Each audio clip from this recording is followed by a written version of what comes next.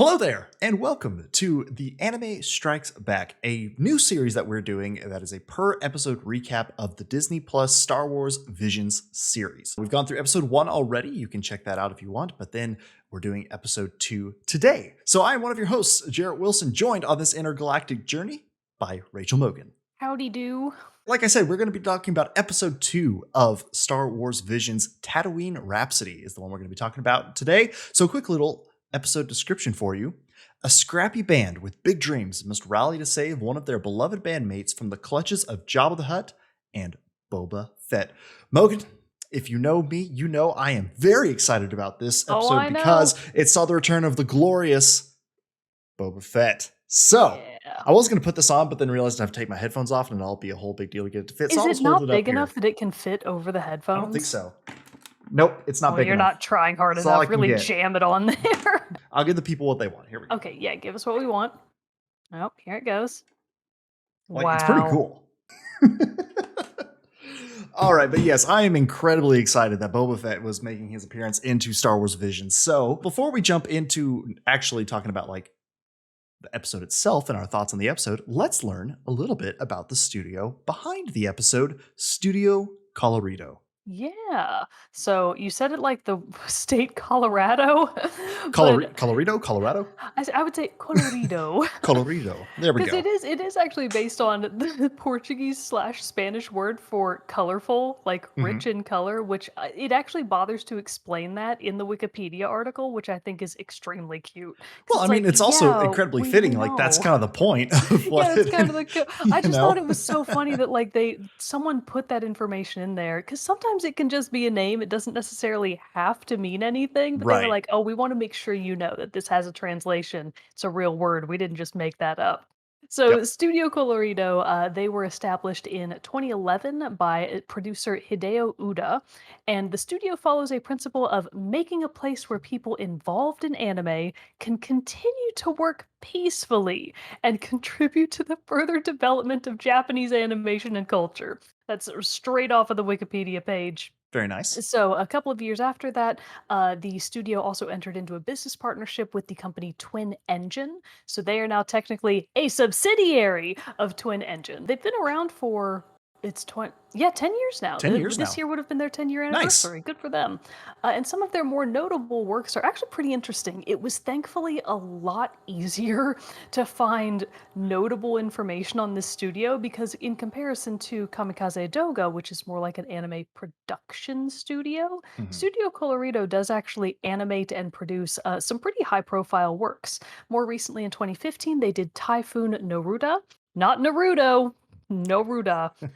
In 2018, they did Penguin Highway, and in 2020, A Whisker Away, which actually I think might still be on Netflix. Oh, yeah? I think it was originally released as a Netflix exclusive in Japan.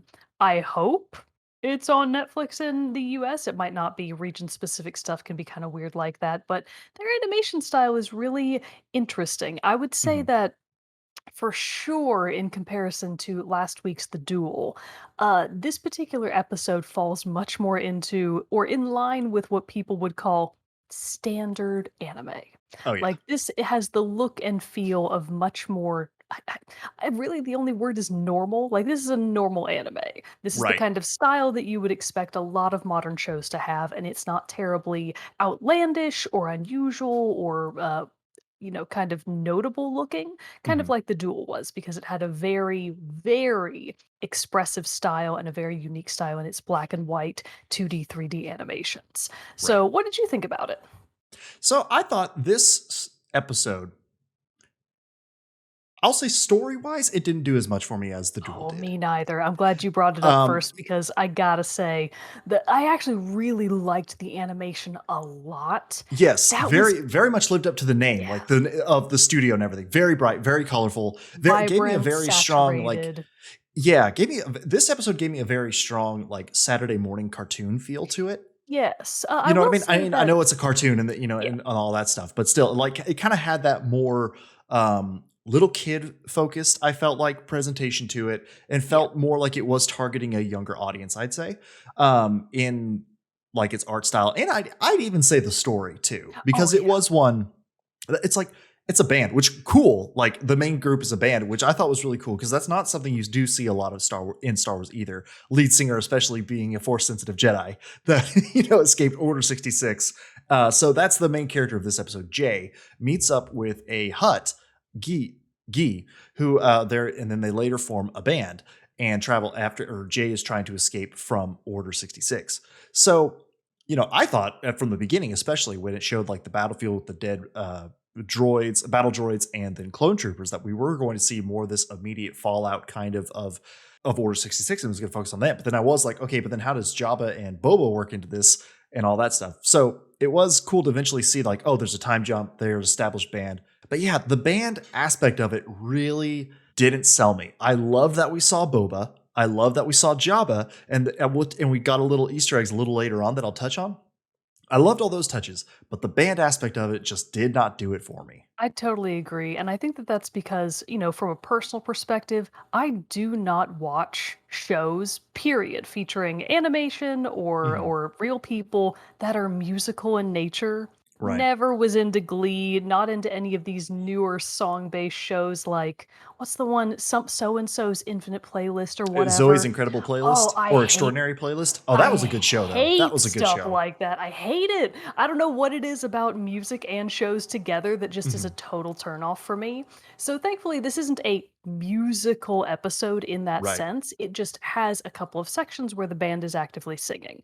Gotta say, those are my least favorite parts. Well, I liked all of the other in between, but the performance aspect of it, I'm just like, no, I don't enjoy this. This is not fun yeah, for me. more so for me than the fact that it was a musical performance and that it was a musical episode like that. The I think what created the disconnect for me is that style of very well established like indie rock, punk rock Oh sound yeah. is very 2021, feels Yeah. very earth, feels very people, you know It what I mean? does. I totally So it get it. doesn't like totally, I didn't feel like it meshed with Star Wars. And I know people are going to say that, but now hold on, Jarrett. We're talking about Star Wars Visions right now, the very first anime series of Star Wars, and you're complaining about the musical selection because that's never been done before in Star Wars. I get that. But still, it just doesn't, the anime works. The anime stylings and everything and the influences of that being used in the show completely work for me, and I have no problem with that at all.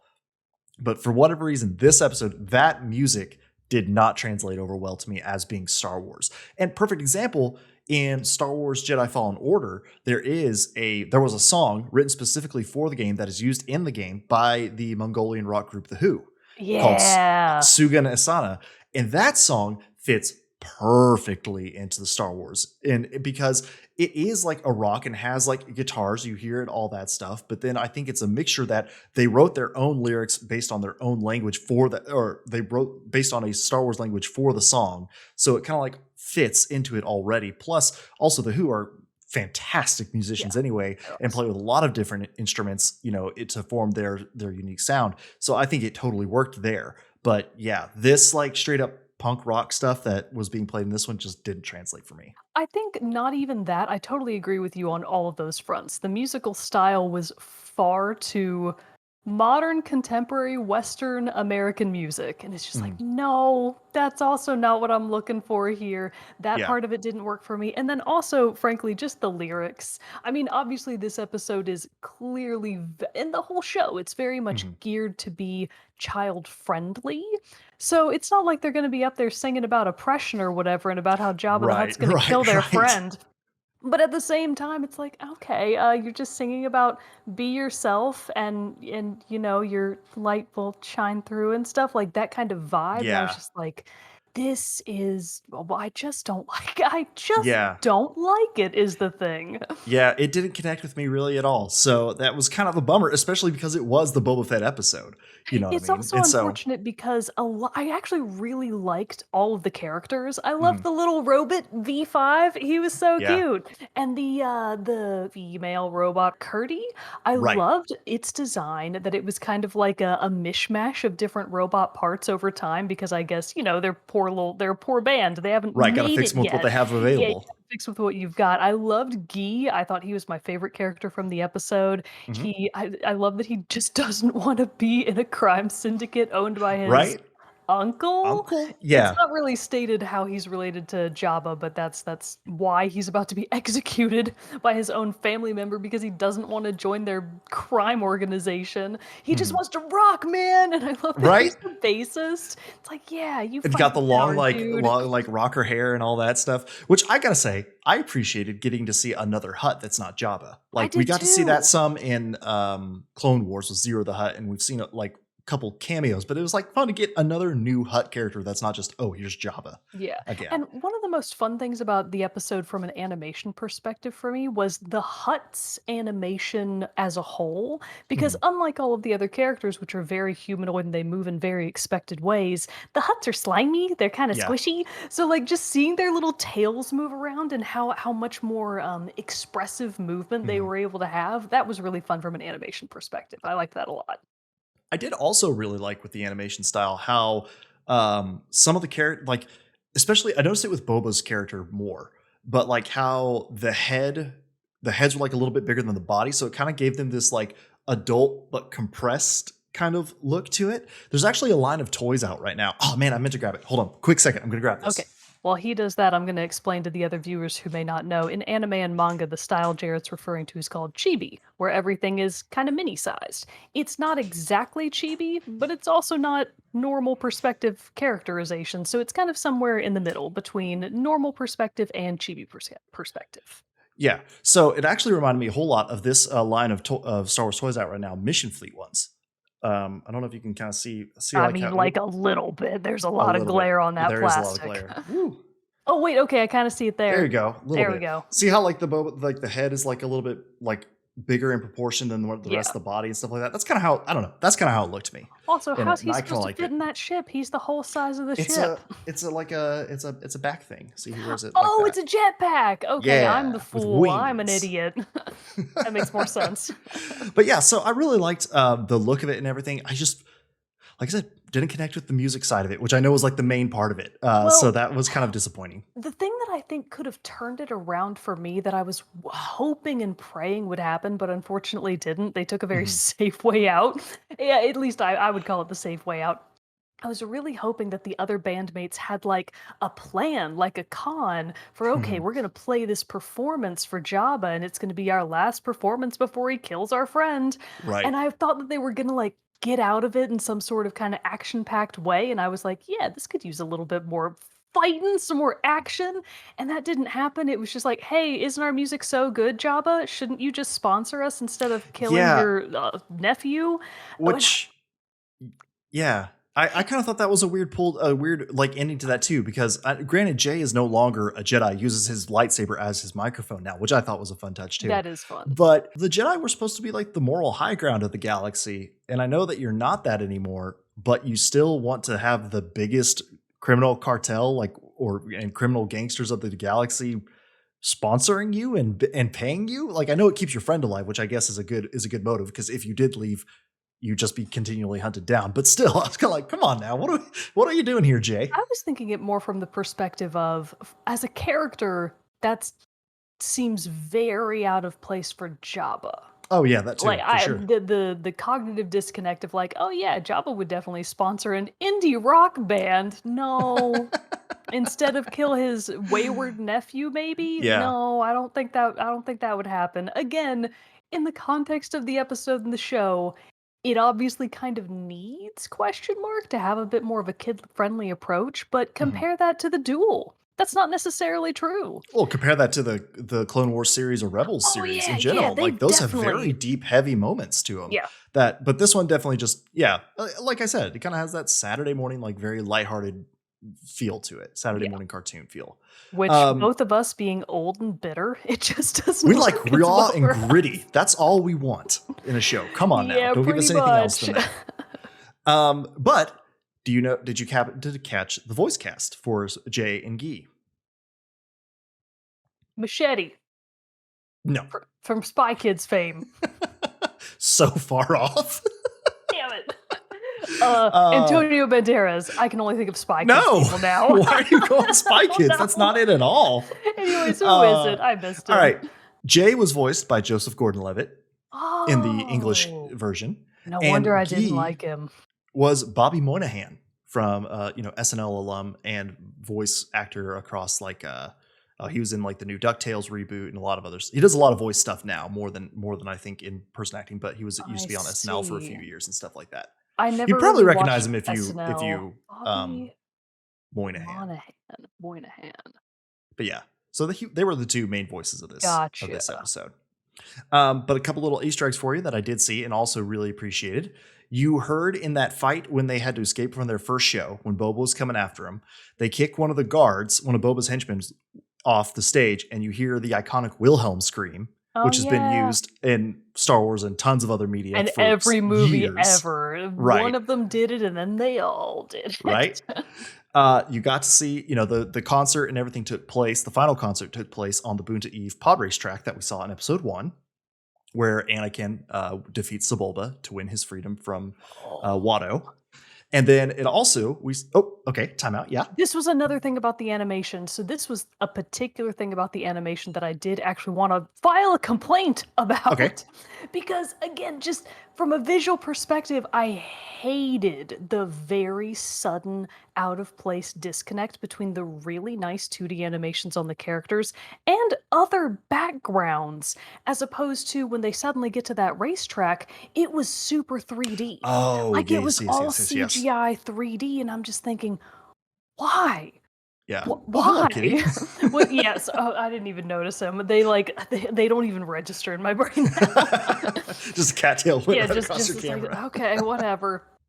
I hated that. I know Yeah. that's a small thing to complain about, but it instantly took me out of that moment. I would assume that from a production perspective, it was maybe necessary for them to get that wide, moving, panning shot, but I Probably a would lot rather easier to they do that. Yeah. just not have had it than to have it so stylistically be very noticeably different. So that was one animation thing that I did not like. Wrapping up those Easter eggs is then you did see the inside of the Mos Eisley Cantina, also from A New Hope, Yes. that is visited in there. And listening to the performance, sitting at one of the tables, was Figrin Dan and the Modal Nodes, the band from A New Hope who plays in the Cantina and does the very iconic Cantina song from the Star Wars Oh, soundtrack. no kidding. That's fun. I didn't know. I mean, I noticed those characters now that I've Googled them to look them up, but did I Yeah. know that that's who they were? No, of course not. But then we also see a quick shot of Obi-Wan's hut that we see also in A New Hope. Oh, for a minute I thought It was you like meant one of the hut, random H-U-T-T, and I Oh, was sorry, like, he no. owns His a house. hut? I His see. house. Obi-Wan's house on Tatooine. That makes more sense. It does the pull away to like a couple different locations when it shows like the Mos Eisley Cantina, and it's the little like hut that's up on a big hillside I overlooking the city see. and stuff like Well, that. that's So, a nice touch. yeah, Again, things that fun I little would Easter not eggs. have. Yeah, I wouldn't have noticed those. I did recognize the cantina, but that's where my knowledge ended. But yeah, so sadly, episode 2 didn't quite live up, I would say, to the grand premiere that episode 1, The Duel, had for us. So it's going to be interesting to see what our thoughts on The Twins, episode It's gonna 3 be is going good. to be. Are Because you kidding me? that's Studio Trigger. Studio I've got it right Trigger. this It's gonna be time. Like, it's going to be amazing. a good one. So excited to give you our recap on episode 3, The Twins, episode 3, The Twins, coming out within the next week or so. So until then, everybody, thanks for joining us on this recap of Star Wars Visions. We will see you all next time.